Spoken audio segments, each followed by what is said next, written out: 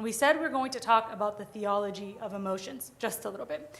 And I think Makar also touched on this earlier today. So I love when things all kind of come together. It makes me really excited. Okay, so we know that Christ, as the incarnate Logos, expressed and sanctified all human emotion. All human emotion, okay? Expressed and, this is a really key piece here, sanctified. Showed us exactly what to do with every emotion, and not just the ones that feel good, but all of our emotions. We know Christ wept. We know he felt compassion. We know he felt joy. We know he felt frustration. I love thinking about, all the times that the disciples would come to him and they would ask him a question, and he would say, like, how long do I have to be with you, like, before you get this? Like, isn't that a little bit of frustration? Like, how long is it going to take you to get this, right? Like, Christ felt frustrated at times with our brokenness, with our human nature. Not that he couldn't speak into it, not that he couldn't fix those pieces, but that it's a natural response to that brokenness. He felt sorrow. And even earlier we talked about even righteous anger. Christ felt and sanctified all of those emotions. And I love this quote by C.S. Lewis. It says, "No natural feelings are high or low, holy or unholy in themselves. They are all holy when God's hand is on the rein, and they all go bad when they set up on their own and make themselves into false gods." Even joy, even good emotions, if we idolize them, if joy is always driving our motives, right, then it's become an unhealthy emotion. Even if at its core it's something good, we want to experience joy. But all emotions, even the ones that are uncomfortable, that don't necessarily feel good at times, are all holy under God's hand. And that's why Scripture tells us to pay attention, to be careful. By your patience, possess your souls, to recognize our emotions and how they're impacting not just our heart, but our relationships. And this is a scripture that in my early years of parenting, I had to say every single day to myself. He who is slow to anger is better than the mighty, and he who rules his spirit than he who takes a city. It was like my battle cry. I had to remind myself that there was real strength in ruling my spirit, not in whatever heavy-handed approach gave me whatever it is I was looking for in terms of what I wanted to see in my children. So, some breaking news, some live breaking news, okay? Emotions are good in God's hands. They are good and holy on their own. They're not so great, but guess what? We all of us become emotionally dysregulated. Every single one of us. I mean, show me, even the saints among us all have to manage our emotions. And guess what? That little precious, amazing kiddo that your God gave you, in all of his or her sinfulness, is also someone who gets emotionally dysregulated. So you have someone who we're parenting that is at times emotionally dysregulated, who is struggling, and here's us in our own weakness and our own emotional dysregulation. And what happens sometimes when those two things collide? It's really explosive, right? And a lot of hurtful, deep wounds can come from what happens when those two pieces kind of come together. And so, obviously, we're not sharing this to despair. Our intention isn't to discourage. But I do want to pay attention to two things and give you two key assessments for what's happening with our emotional regulation that I want you to pay attention for the rest of the talk. And I want you to notice frequency and intensity, okay? Frequency is going to tell us how often you and I are becoming emotionally dysregulated, how often our children are becoming emotionally dysregulated, and intensity is going to tell us, how big are these emotional dysregulations, okay? Now, if the frequency is like this and the intensity is really, really high, now we're recognizing maybe there's a pattern and a problem that we need to address, okay? But remember what we said, all of us become emotionally dysregulated. You cannot be human without your emotions needing to be managed in some way. But where we need to pay attention is if frequency and intensity are telling us there's something really problematic about what is happening in our homes. So as you see kind of what we're going to talk about for the next few minutes or so, pay attention. How frequent is this happening? And what's the intensity? At what level is this emotional dysregulation? Is the anger so extreme that, there's words that are being shared that are things we're regretting days later, right? So I was working with a parent not too long ago. Her and her teenage son got into it over something, and mostly around like his grades in school and missing school, even though he's a really, really bright kid. And all of a sudden, he took his brand new phone, and what did he do? He chucked it right up against the wall. And so what did he need in that moment? Emotional regulation. But what she was noticing was, now look at the intensity of what's happening here and the frequency at which we're having these kinds of arguments, or the way that the emotion is being expressed. Okay, so let's transition then into knowing ourselves, okay? We know that as God has shared with us, emotions are good, holy in and of themselves in his hands, okay? Now on our own, in our hands, not so great. But what does it mean to then know ourselves? And I want you to pause and reflect with me for just a minute, okay? But this is more of like an internal retrospection. What did you grow up learning about emotions? What did I grow up learning about emotions? Were emotions safe in my household? Okay, were emotions things that I was able to talk about or to express? Even in Makar's talk earlier, some households are very emotionally repressed.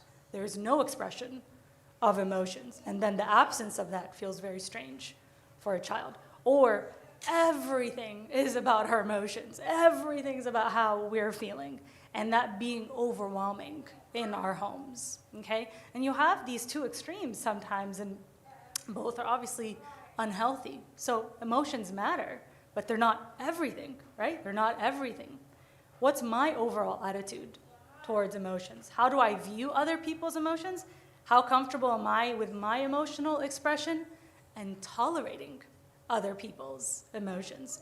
And you know what, like you notice some of these interactions with a parent and a child where you can clearly tell that the parent is uncomfortable with their child's emotion. So we do whatever it is that we can to just get rid of it. So if you're sad, here's a lollipop. If you're angry, here's the thing you wanted, or whatever it is, or maybe punishment to kind of cut that out, or, wherever you lean.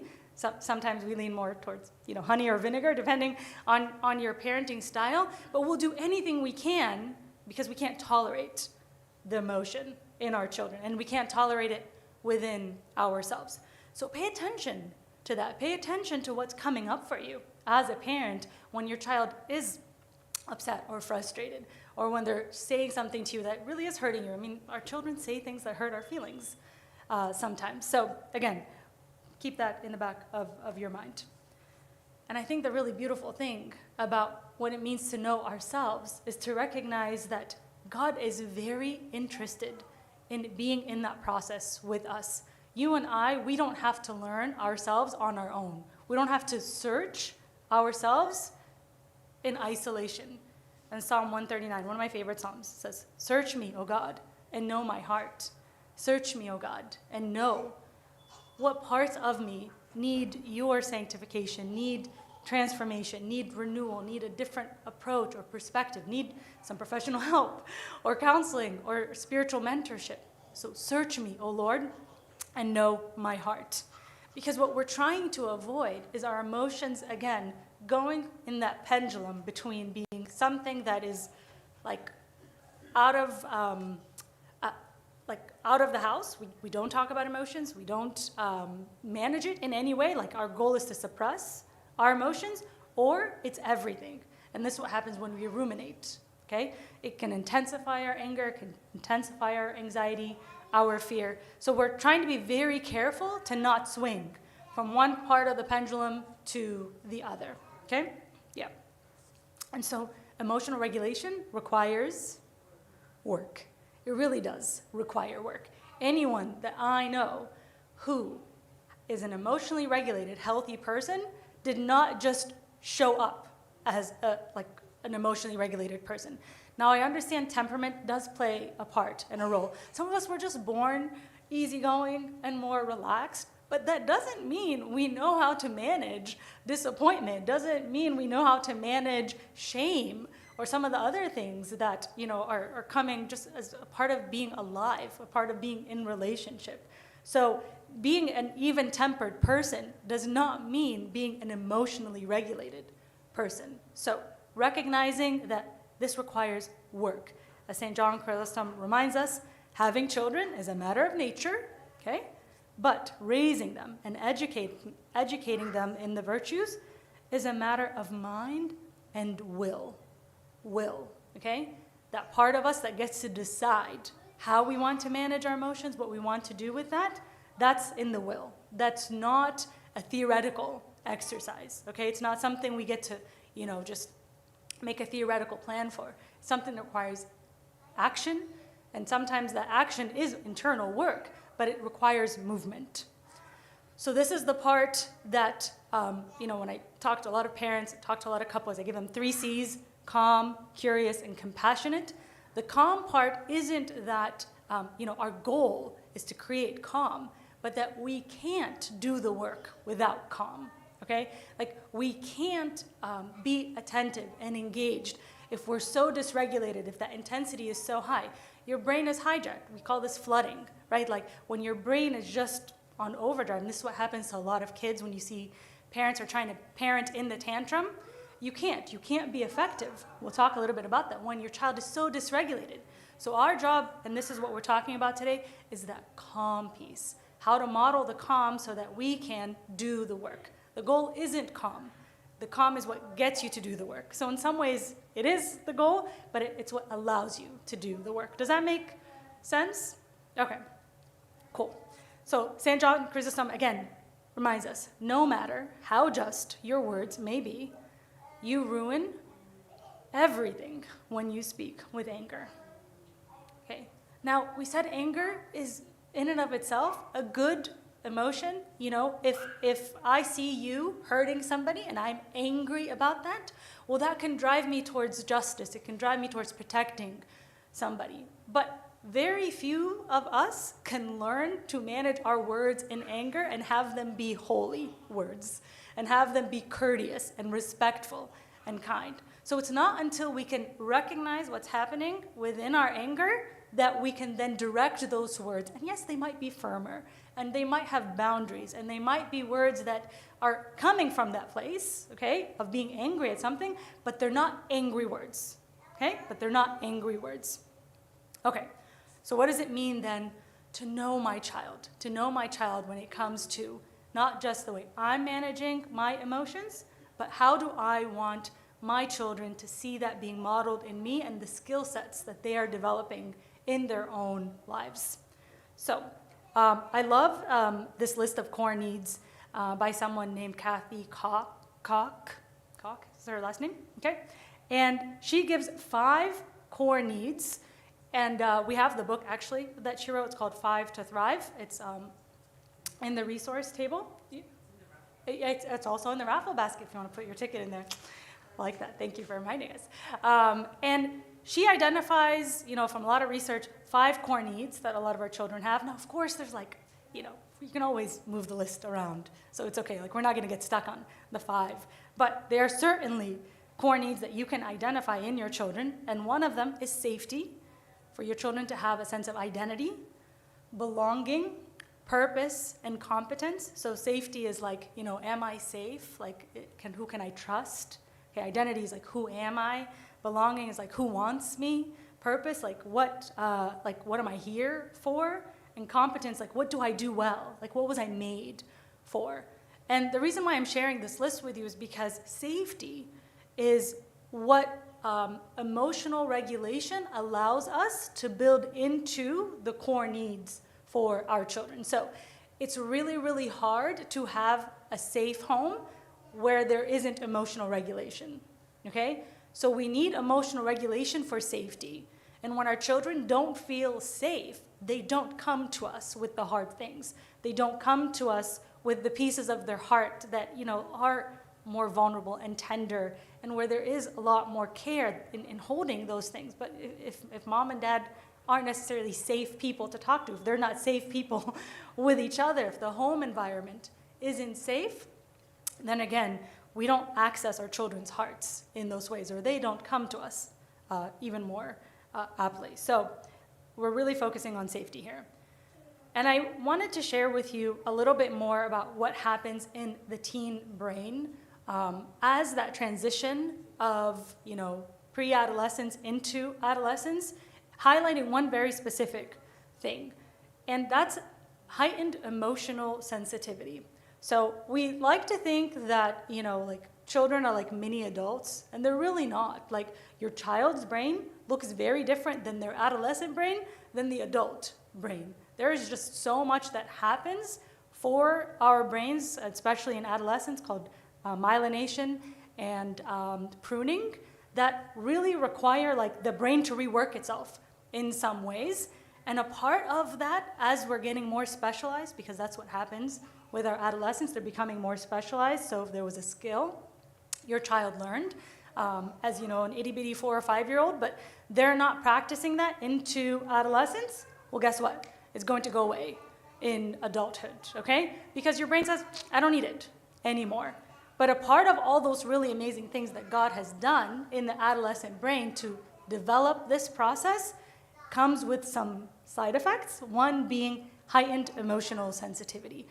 And I'm sharing this with you all because we have to recognize that that's just a part of the package of adolescence. There's really an amazing, beautiful thing happening in the reworking of your child's brain, and this is a part of it, but to almost recognize it as a part of the work. Because if we see it as something personal, and I really recommend someone named Dan Siegel, if you want to know more about that part of the emotional reactivity piece and how we as parents can manage it. He's not a Christian psychologist, but he has a ton of really great viable resources. And so if I don't take that heightened emotional sensitivity personally, then I can parent it effectively, okay? If I can recognize that this is a part of what's happening in your brain, God is building you to develop these new skills, these new ways of looking at the world. And a part of that is heightened emotional reactivity. I'm not going to, again, parent out of anger or ego, as we were talking about earlier, or be so frustrated that there's not something interpersonal here versus something that your body is learning to navigate. Does that point make sense? Okay, so what we want to do then, as we are getting to know our children in this area, is something called scaffolding. So what happens with scaffolding in a building? If you've ever driven, past new construction. Actually, what a great, thank you, right? We have scaffolding right next door. What does scaffolding allow a builder or a contractor, anybody who's doing construction, to do?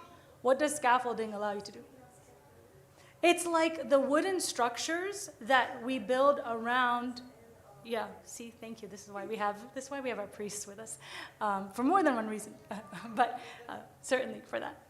And so scaffolding allows us as parents to very early on in our child's development have a lot of resources, a lot of containment. We're much more hands-on with a 2-year-old than hopefully we would be with a 12-year-old, and certainly with a 22-year-old. So the idea of scaffolding, and we don't have time to go through all these different pieces of it, but two key things to highlight is the adjustment of support. So over time, I'm very hands-on with my little one when it comes to their emotional regulation. And then little by little, I take the scaffolds off, right? So that's the transfer of responsibility piece, okay? So early on, we, and you and I as parents, we're taking a lot of responsibility in helping our children manage their emotions, and little by little, we're giving it back to them. So that at some point, you and I are launching full-grown adults into the world who can now stand without scaffolding, okay, or need very minimal support. Obviously, they know where to seek it. It's not like hands off and, you're not welcome here anymore. You don't get any of my resources as a parent, but that they can stand on their own. They know where to get the help, okay? So that's the idea of scaffolding. And I think it's a beautiful metaphor okay? Now, the problem is when we don't take off the scaffolding, right? The problem is when, you have a 15-year-old and you're still treating them, and I'm still treating them like, they're 5 still, okay? And that's problematic, and we need to pay attention to where have I not put scaffolding, and, just kind of thinking back through, like, what does that look like throughout our parenting journey? And sometimes we have to start new somewhere. So even if your child is 12 and they haven't learned emotional regulation, they might need a lot of scaffolding early on, right? So it's not an age thing. It's when we start to do that work and then give little by little different resources, access to help, and then diminish that support. So it doesn't look the same for every child. It doesn't look the same for every age, okay? But over time, we want to see where they're a little shaky. We want to step back and recognize, okay, this is an area that they need to work through a little bit, and how can I provide them the resources to seek that help? And especially as your children are getting older, we're really balancing 2 things: autonomy and guidance. Autonomy and guidance. And over time, that guidance piece will just slowly give way to more and more autonomy. Now, guidance is never off the scale. It's just weighed differently at different areas, especially when it comes to emotional regulation. So, pause with me for a minute and think. What have you come to learn about your child, or if you have more than one, your children, about the way they manage emotions? Where do your children need help based on their personality, their age, okay, the stage that they might be in, their sibling dynamic, okay? And so we need to pause and reflect on that. We can't do the work if we don't know where the work needs to be done. So we have to become students of our children. We have to learn to slow down enough to pay attention. Oh, this is a pattern now. We're noticing the frequency. This is happening a lot. He doesn't know how to deal with his sister when she says this to him, or when she takes this away. So we're learning a pattern. We're speaking into that. But if they'll get it, that we don't scaffold and take off that support just yet, because the skill isn't there. The help, the resource isn't there just yet, okay? And teaching children something really, really important. Feelings are something you have, not something you are. So you are a child who is experiencing anger. You're not an angry child, okay? You are a child who is managing frustration, okay? You are a child who has a sad feeling versus you are a sad person. It's really, really important that we're giving our children the language to distinguish between, again, an emotion being an experience that they're having. And yes, it's attached to a lot of things, what I think about myself, what people are telling me, but that we don't begin to adopt emotions as identities, okay? And oftentimes when you work with, honestly, children, adults, it doesn't really matter. It's a difference between saying, I'm dealing with some anxiety versus I'm an anxious person. We've adopted this as now my state of being. I'm a depressed person. I'm an anxious person. Okay? And we want to help our children disconnect their emotions, okay, as something real, valid, something to consider, to be directed by God, but they are not us. Our emotions are not us. And I think this is incredibly important too. I work with little ones. Sometimes it's not as often as I would like to, but you'll notice that for kiddos, it's really, really easy for them to adopt a stance of shame, okay? Adopt a stance of, oh, not just I did something bad, but I am bad. And you'll notice that so much of their emotional dysregulation is coming from that subconscious place in their mind. They won't say oftentimes, oh, you think I'm a bad, well, sometimes they will tell you, you think I'm a bad kid, but they'll be responding to that emotionally with their hurt, with their anger, with their frustration. And maybe I'll just give you a little example. This example is really tender to my heart. I was once having a conversation with my son. He might have been maybe 9 at the time, and we were having a really normal argument about something. It wasn't heated, it wasn't emotionally reactive. He wanted to take an indoor basketball to an outdoor thing, and we're like, okay, we'll take the indoor basketball. to the indoor activity. Like, it was something that benign, okay? And something about the interaction that I had with him and how I communicated that to him really, really hurt his feelings. And he was being kind of like, argumentative and not really relenting and giving in. And I had gone to the kitchen, and he came back. It's really sad. He had a piece of paper taped to his chest that he had written. He had ripped a piece of paper from his notebook, and he wrote on it, "I am hated." Okay, I know. How do you respond to that as a parent? Like, I don't know what I was holding, but I was like, you feel that? You feel that you are hated? It broke my heart. It broke my heart. And we talked, and what was it about what mommy said? Well, obviously, first, you are loved. You are so deep. The love in the world cannot be contained in my love for you. And of course, first and foremost, God's love for you. But I was, number one, really happy he had shared that with me. I appreciated that there was enough safety. I had done something that had hurt his feelings, certainly. But there was enough safety for him to come to me and tell me that that is how my interaction with him had made him feel. Now, certainly, that was not my intention, right? And what's even super sweet, he took that piece of paper, he ripped it up, he got a new piece of paper. This was without prompting. He grabbed a new piece of paper and he wrote, "I am loved," and he taped it on his wall in his bedroom. It's emotional to talk about it even now, right? But what would happen if that is the feeling that he had, that he held in, that he went into the world expressing whatever thoughts, whatever behaviors were coming from that place without my knowledge, without anyone's knowledge? And that's why we need to, again, slow down enough, not just that we're teaching our children this, but that we are paying attention to what might be happening in their hearts. Okay, so when it comes to emotional regulation, you and I, we are coaches. We are coaches. And why do I use the example of a coach? Because a coach is not on the field, okay? You and I as coaches, we are not the players, okay? But we give the game plan. We're watching. No good coach, any basketball, NFL fans, right? No good coach gives the game plan and walks out and tell me what happens. Tell me what the score is at the end, right? The coach is still there, paying attention, adjusting the game plan, adjusting what areas might need a different approach. But that's our job when it comes to our children's emotional regulation. Now, when you see a coach who's losing it, right? How effective can they be in coaching their team, in coaching the people that need a secure, firm, and regulated place to come back to? And that's us, right? That's us, hopefully, God willing.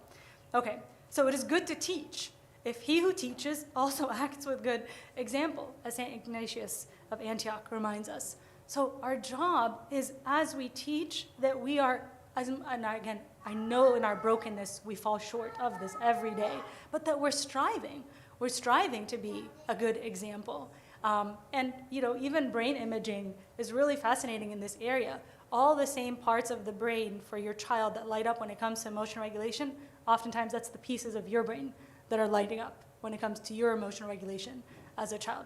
We mimic what we see. If you've ever seen children play with each other, and maybe one's the parent or the teacher, you'll hear a lot of the phrases that you and I use, right, in their parenting. I remember early on, I was watching my two sons have an interaction. One of them was like, enough. And I was like, oh, that's my word. That's where I go when I'm really angry, is I go to that, enough, enough. And I was like, oh, okay. I saw something. I saw a glimpse of myself. And I had to step back, examine what example I was giving them. So when we want to teach our children about emotional regulation, we want them to have resources. We want them to have a compass. What helps you navigate your emotions? And where do you go for help when you're feeling? Fill in the blank. Does your child know? Does your child know where to go? Do they know where to get help? Okay? And it doesn't just have to be you, and it shouldn't just be you. Your child should have a lot of places, right? Aunts, uncles, father of confession, coach, Sunday school servant, older cousins. There should be a ton of people in our children's lives. Obviously, you and I, we're at the forefront. We're the coach, right? We're not going to relegate. We're not going to give our job away to anybody else. But we have to recognize there's a lot of people that fill that for our children.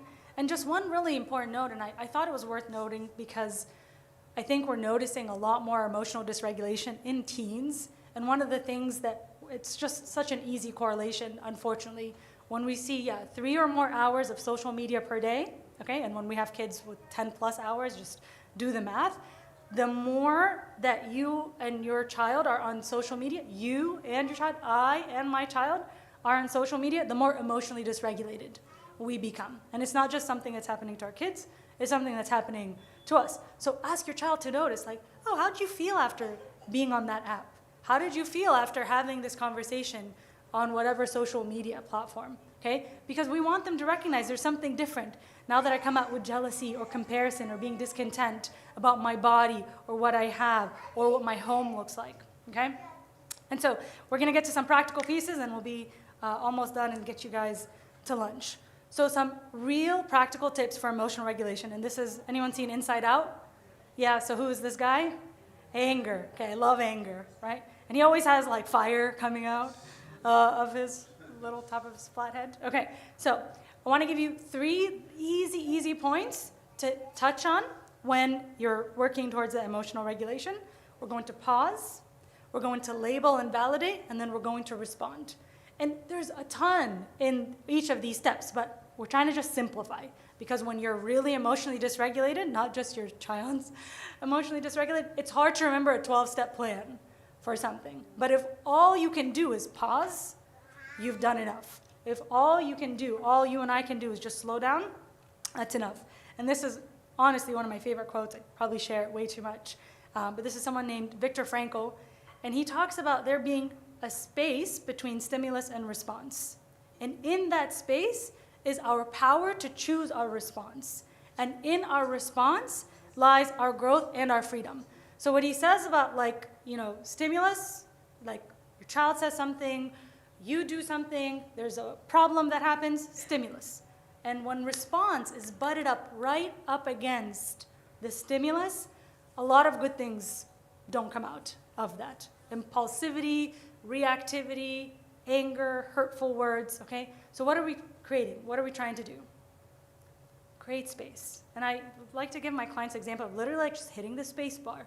And the more space that you and I can give between stimulus and response, the more intentional. The fact that we have now freedom, ability to grow from whatever the stimulus stays the same. It could still be hurtful. It could still be something that I need to process, something that doesn't feel good. But now my response has transformed that interaction. It has transformed my heart, my child's heart, our relationship, okay? And so there's a concept in psychology called emotional granularity. And that's how accurately are you and I able to identify and label the exact emotion we are experiencing. The more concretely, and it's not like it doesn't have to be like scientific, but even in the example that Makar used earlier of like precision, right, in surgery, there's something that happens physiologically for us. We call it name it to tame it. Your body sends soothing neurotransmitters to the rest of your body. Your brain sends soothing neurotransmitters to the rest of your body when you can label and identify the exact emotion that you are feeling. Physiologically, that's how God built us. He wants us to have self-awareness. He wants us to know to come to Him with something. God, here's my hurt. Here's my disappointment. Here's my shame. But if we're not aware of that, we don't know what to do with it, okay? So I have a few different emotion wheels, both uncomfortable and comfortable emotions. And then this is how big the uncomfortable emotion wheel can get, right? Like there is that much variation. And I'd be happy to share any of these slides with anyone who would like. But, something as simple as recognizing, I don't just feel sad, I feel isolated, okay? Or I'm not just sad, I'm mourning the loss of something. Being able to speak more accurately and directly to our emotion and giving that to our children helps them to know where to go for help. And I actually brought some feeling charts for the little ones. So you can come and grab one of these. And we want to help our children recognize the same thing. Recognize the same thing. There's a place for me to identify and label my emotions. Now, their emotion chart is a lot smaller. And if you have a 2-year-old, maybe you're just saying happy. Maybe you're saying sad. Maybe you're saying content. It's like certain words that we're helping them recognize. But it's really, really sad when we see adults whose emotional vocabulary hasn't grown, right? Like, we're still working with happy, mad, angry, or sad, or whatever, right? Like, no, we need to expand our awareness. That's what helps us be successful in relationships and do the work. So, some practical tools, and then we'll get you guys going. We want to lower our voice, like there's actual theory behind like lowering your tone, speaking slowly. And our goal in emotional dysregulation is to de-escalate. You are not solving the problem. If your child's emotionally dysregulated, if my child's emotionally dysregulated, you're not solving the problem in that moment. The problem to solve is the emotional regulation. So that becomes our goal. We're just helping them to know they're safe, right? Like whether it's a soothing touch. It's always really sad when you see a child and someone comes to touch them and they don't know if that touch is going to be safe or not. But we want to give them soothing touch. Let them know they can be in control of their bodies, that we can help them when your children are really little, right? Of like bringing them near, bringing them close. We can set boundaries really clearly. We want to be firm. When you think about emotional dysregulation, we need containment, right? We need containment. Like if there's a little spark and we're not containing this big fire, it can take over. So we need containment. We need to say, I understand you're upset, but it's not okay to hit, okay? So it's simple. We're just giving containment. Now we can talk a little bit later, and this is the part about responding later, to offer choices, to give flexibility, to recognize, maybe this isn't their fault. It's 9:30 and they're emotionally exhausted. They don't have capacity. This is one of those moments where we're sleeping it off and we're starting new. As God says, his mercies are new every morning. Like, there's not a problem to solve here. Your kid just needs a snack. They need a nap, right? So being careful that we're not getting into these power struggles when there's a legitimate need that needs to be met first, okay? Or choices that can be given. And 2 more quotes and I'll let you guys go.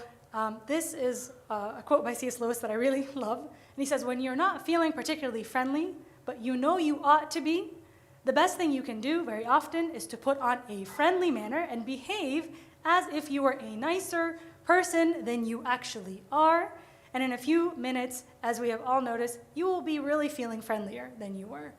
So this is about the will piece. Sometimes we have to, it's not about white-knuckling it all the time, but our will needs to be involved in this process. Like, I want to be regulated. I want to be kind.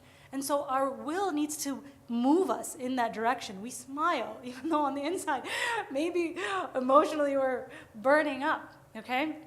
And when in doubt, we're going to zip it. Zip it. There's a reason why Scripture says, in the multitude of words, there's many sins. If we can just, again, slow down, learn to be quiet, learn to regulate our emotions before we speak, it's not even half the battle. It's way more than half the battle. Because most of us, we want our children to feel loved, to feel protected, to feel safe. But it's not coming across when we're dysregulated.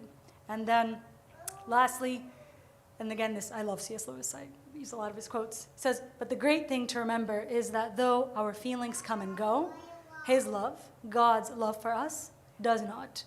It is not wearied by our sins or our indifference, and therefore it is quite relentless in its determination that we should be cured or shall be cured of those sins at whatever cost to us, at whatever cost to him.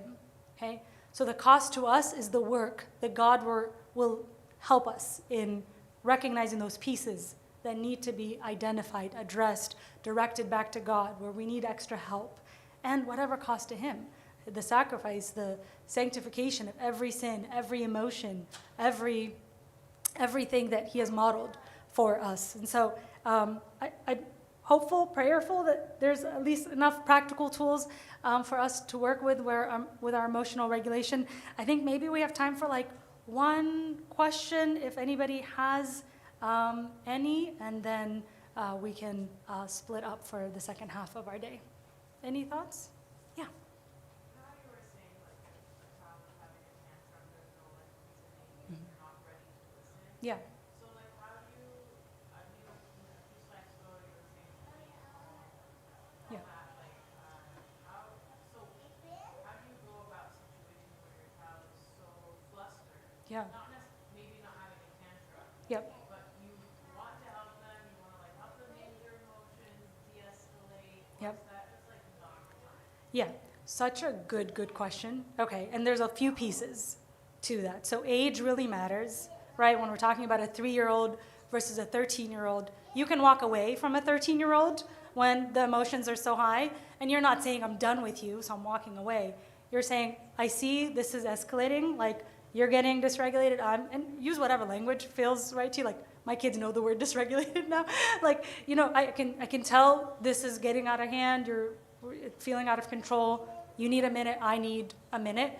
It's hard to do that with a 3-year-old, right? So with a 3-year-old, it's all the parenting basics that we get back to, right? We're getting down on their level, right? And we're, like, this is the choice that you and I have to make in that moment.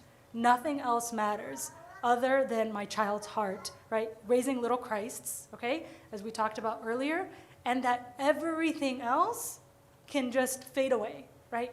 And this is incredibly hard when your child's having a tantrum in the middle of liturgy and there's eyes on you, or when my children were little and, you know, it was time to end video games or their iPad, and they would take their iPad and chuck it on the floor because they were angry that their time was up, right? And so if in my mind, the iPad and throwing of the iPad is where my focus and where my anger is going to be directed, well, then that's where my energy is going to go, right? So no thing, physical thing, no couch, no person whose eyes are on you in the middle of, a public tantrum matters more than your child's heart. So I know it doesn't feel very practical, but just that piece alone of releasing the expectations that we sometimes have on ourselves in those moments.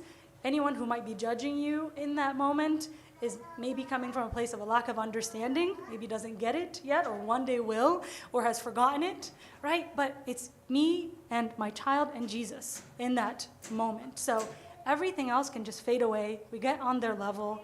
And this is the piece that takes time, right? Like practice over and over again. We have mirror neurons in our brains, so when I take a deep breath, and that's why, like, when someone yawns, right, it triggers some people to yawn too, even though, like, I don't, like, so this is how mirror neurons work. It's, like, really fascinating. Our God is so amazing. If I raise my hand, there's the same circuitry in your brain. Even though you don't raise your hand, it fires, okay? Because we have mirror neurons. The same thing happens with breath. So if you get on your child's level and you take a nice cleansing deep breath, and you engage your parasympathetic system, you're basically telling your child, you're not in fight or flight, there's no threat here, God is with us, we can slow down, okay? And then you're just, again, on that level, and this is ideal, right? Like, I can count the number of times on my hand where I've been able to do it on that ideal level, but what we're trying to do, again, is like all the basics. So pausing, recognizing that nothing else matters more than, like, with time, helping them have that awareness, giving them the words for it. And sometimes there's no solving the problem, right? Sometimes the iPad is broken. Sometimes the couch cushions are ruined, right? And that's okay. So I don't know if that answers the question exactly, but hopefully slowing down enough helps your child learn with time that that is an option, that's a resource that they themselves have. Anything else before we end our time? Okay, thank you all so much. This concludes our first half of the parenting seminar. So we have lunch. We have a good 55 minutes. For lunch, well, 50 minutes, because 5 minutes before our workshop, we're going to ask you to drop off your children. So if it's okay with you, if you have kiddos in childcare, please go and retrieve them, feed them.